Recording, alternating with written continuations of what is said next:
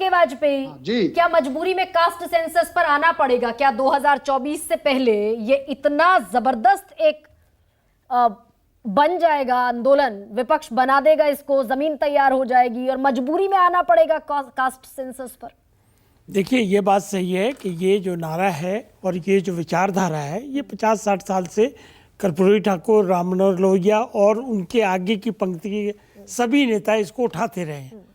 लेकिन इसके साथ दूसरा सवाल ये है कि जब मुलायम सिंह सत्ता में थे, लालू प्रसाद यादव सत्ता में थे, नीतीश कुमार सत्ता में हैं, तब ये लोग क्यों नहीं लेके आए इस चीज़ को?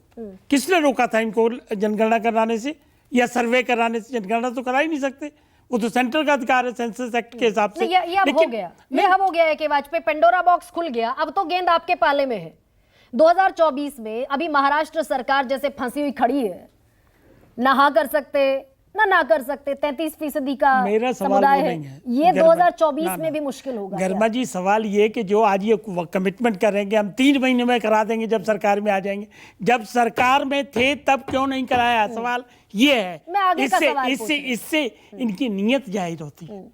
सिर्फ और सिर्फ उस नारे पे सवारी करके ये राजनीतिक हित सिद्ध करना चाहते हैं, इसके अलावा कुछ नहीं है। अगर इनके पास जवाब है तो इसका जवाब दें हमें। देखिए, जातिगत जनगणना कराना एक पहलू है जिसकी डिमांड हम आज भी कर रहे हैं और 50 साल से लगातार कर रहे हैं। प्रधानमंत्री मोदी जी को पत्र भी लिखा है, हम लोगों ने भी लिखा है। सवाल वो नहीं है, हम उससे आगे की बात करते हैं कि जातिगत जनगणना कराने के बाद आगे इनके पास क्या प्लान है। सवाल वो नहीं, सवाल ये है कि जो समाज का अंतिम व्यक्ति है, जो अंतिम पायदान पे खड़ा है, उसको ऊपर लाने के लिए इन्होंने क्या क्या प्रयास किए, वो उदाहरण एक ये दे, हमको बताए, तब हम इनकी बात पे यकीन करें या जनता इनकी बात पे यकीन करेगी। हाँ, हमने किया।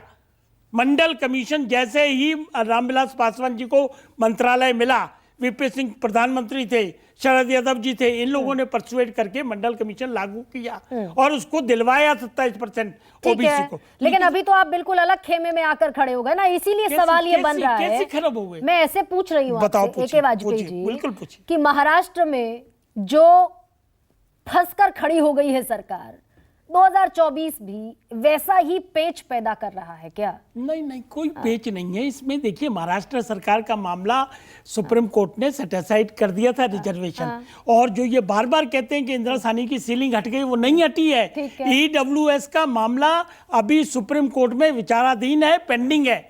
और इंदिरा साहनी का जो जजमेंट 9 जजेस का है, वो एज इट इज सर्वाइव करता है, अभी लागू है बकायदा। तो जब तक वो सीलिंग नहीं हटेगी तब तक आगे कुछ कार्रवाई हो नहीं सकती। मना भी तो नहीं कर रहे ना कि मराठा को आरक्षण नहीं देंगे। मराठा सबसे समृद्ध कौम है महाराष्ट्र की। नहीं, एक बात बताइए, सबसे समृद्ध समुदाय है, कैसे देंगे? जैसे नीतीश बाबू दे रहे हैं। ये जो प्रमोशन वाली रिजर्वेशन की बात आपने की है, नागा राजन की जजमेंट सुप्रीम कोर्ट की है, सुप्रीम कोर्ट की है, और उसमें उन्होंने क्लियरली कहा है कि triple test you have to follow, और वो हर सरकार को करना पड़ेगा अगर रिजर्वेशन देंगे। जो आप कह रहे हैं उसके मुताबिक नहीं दे सकती महाराष्ट्र सरकार? बिल्कुल नहीं दे सकती। तो जब सुप्रीम कोर्ट ने एक संवैधानिक बदलाव होगा, अगर सेंटर रिफ्यूज करे, रिफ्यूज क्यों नहीं कर, यानी कि झुनझुना पकड़ा कर वो भी बैठे हुए हैं। सुनिए, सुप्रीम कोर्ट के फैसले को बदलने का हक अगर है तो पार्लियामेंट को है। पार्लियामेंट में समय समय पे किया है। SC/ST एक्ट जब डाइल्यूट किया सुप्रीम कोर्ट ने, तो इसी सरकार ने बदला था। अगर वो कोई समाधान निकालेंगे तो सरकार निकाल सकती है, लेकिन उसमें यह है कि पंडारा बॉक्स खुलेगा।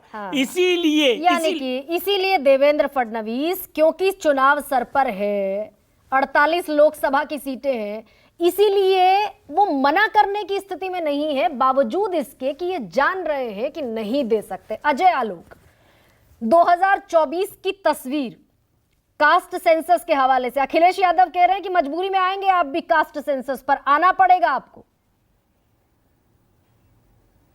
भले ही संसद में आपने मना कर दिया हो कि नहीं कराएंगे जातीय जनगणना। इतनी बातें मैंने,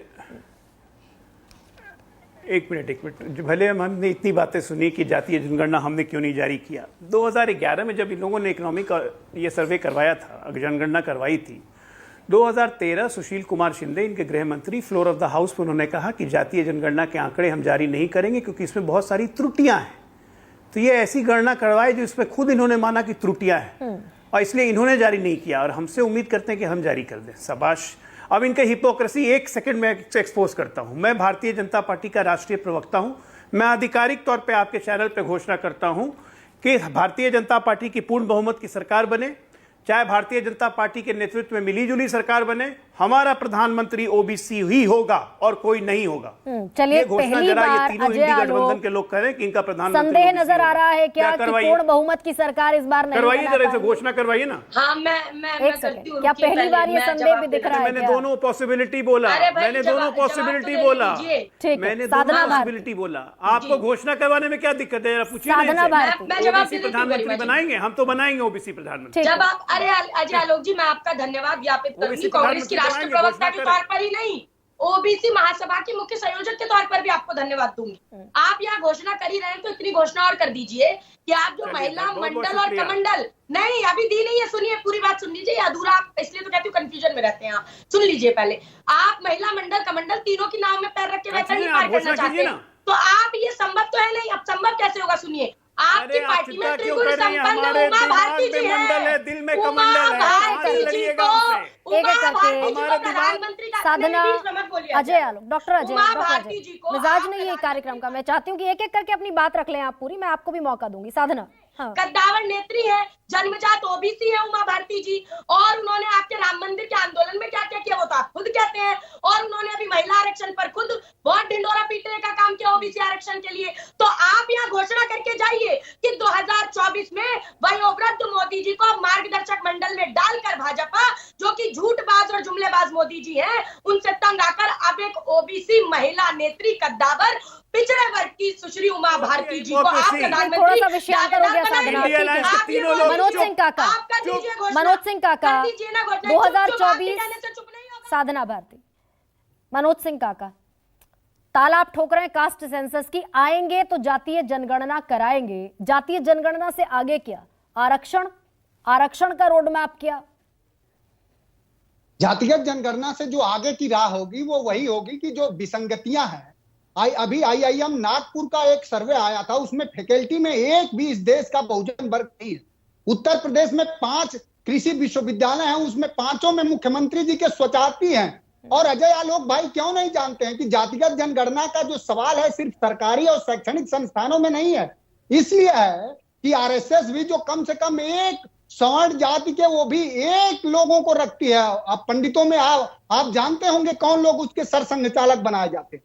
तो जो जातिगत जनगणना से जो आगे की राह होगी वो सबके लिए आर्थिक, सामाजिक, शैक्षणिक, शासकीय व्यवस्थाओं में समान हिस्सेदारी की होगी। उससे आगे देश सशक्त होगा, और जब देश सशक्त होगा वो अपनी सभी नागरिकों के प्रति समता के भाव का व्यवहार व्यवहारित कर पाएगा सब रूपों में। तो आगे की राह होगी कि तब आके आप जाकर के देश का सही आप विश्व गुरु तभी हो पाएंगे। ये मोदी जी के जुमलों से, झूठ बोलने से विश्व गुरु नहीं होने वाला। ठीक है राजीव रंजन, मुझे कास्ट सेंसस का जो पॉलिटिक्स पर प्रभाव है, आप कह रहे हैं, ललन सिंह कह रहे हैं कि भैया एजेंडा सेट कर दिया नीतीश कुमार ने, तो पॉलिटिकल भी है क्या सामाजिक न्याय के साथ साथ? देखिए, टाइमिंग के हिसाब से तो ये पॉलिटिकल जरूर इसके निहितार्थ तो आप समझ सकती हैं कि भारतीय जनता पार्टी ने इस पूरे मसले में खुद को कटघरे में खड़ा करा लिया है। इसका नुकसान उन्हें भुगतना होगा। जो पार्टी लगातार प्रधानमंत्री पद पर अपने उम्मीदवार और बाद में प्रधानमंत्री को पिछड़े वर्ग से होने का दावा करती रही, देश के महामहिम राष्ट्रपति को आदिवासी बताया, पिछले महामहिम राष्ट्रपति को दलित बताने की बात की, उन्हें देश की जो पिछड़ी जातियां हैं, अत्यंत पिछड़ी जातियां हैं, उन्हें उनकी जाति के संख्या का एहसास हो जाए, इस बात के रास्ते में क्यों वो बाधा डाल रहे थे, ये जनता अब समझने लगी है। इसीलिए ये नुकसान भारतीय जनता पार्टी को 2024 के चुनाव में भुगतने के लिए तैयार रहना चाहिए, और अब इसके लिए समय नहीं है। इनके पास 5 राज्यों के नतीजों के बाद ये संदेश बिल्कुल इन्हें समझ में आ जाएगा कि 2024 में ये 100 से 125 सीटों तक जाकर सिमट जाएंगे। ठीक है, AK वाजपेयी, बड़ा मजे का सवाल है, कई बार समझ में नहीं आता। हालांकि डॉक्टर अजय तो बाउंडेड है पॉलिटिकली, नहीं कह पाएंगे, आप क्योंकि कह देते हैं कि घोषणाएं होती हैं ओबीसी के नाम पर, प्रधानमंत्री खुद बढ़ चढ़कर कहते हैं कि ओबीसी हूं मैं, संवैधानिक दर्जा भी दे दिया पिछड़ा आयोग को, सब हो गया, सब कर दिया, निशाना भी साधा जाता है।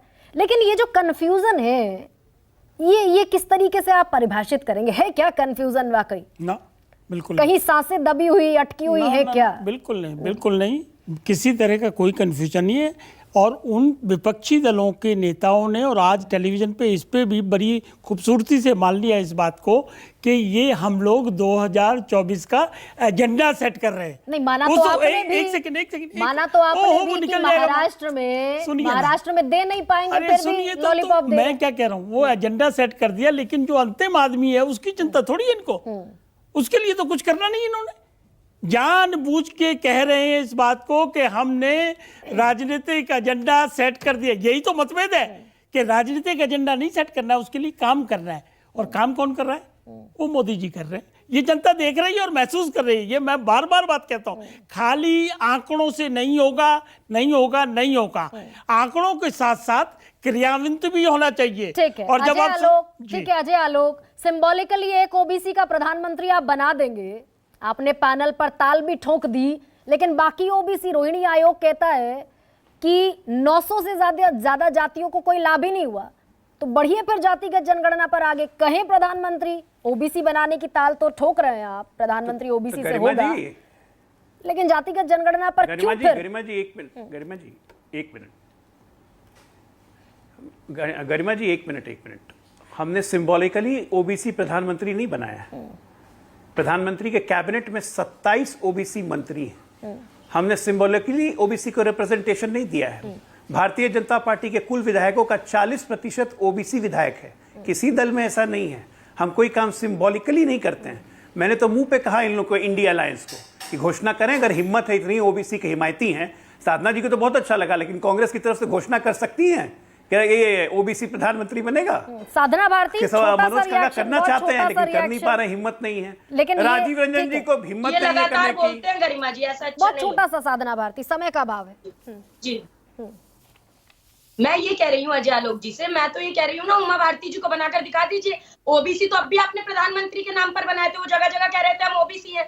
लेकिन जो ओबीसी प्रधानमंत्री ओबीसी के लिए कुछ कर नहीं पाए, लोकतांत्रिक अधिकार नहीं दिला और अजय आलोक, वीपी सिंह जी ने ओबीसी, एक सच ये भी है कि आप कहते हैं एमएलसी इतने, एमपी इतने, कैबिनेट मंत्री इतने, एक सच ये भी है कि ए, बी और सी क्लास की सरकारी नौकरियों में ओबीसी का रिप्रेजेंटेशन उनकी आबादी के हिसाब से आधे से भी कम है। ये भी समाज की एक हकीकत है जिसे स्वीकारा जाना जरूरी है। सबसे बड़ा सवाल में फिलहाल इतना ही। इजाजत दीजिए, प्रणाम।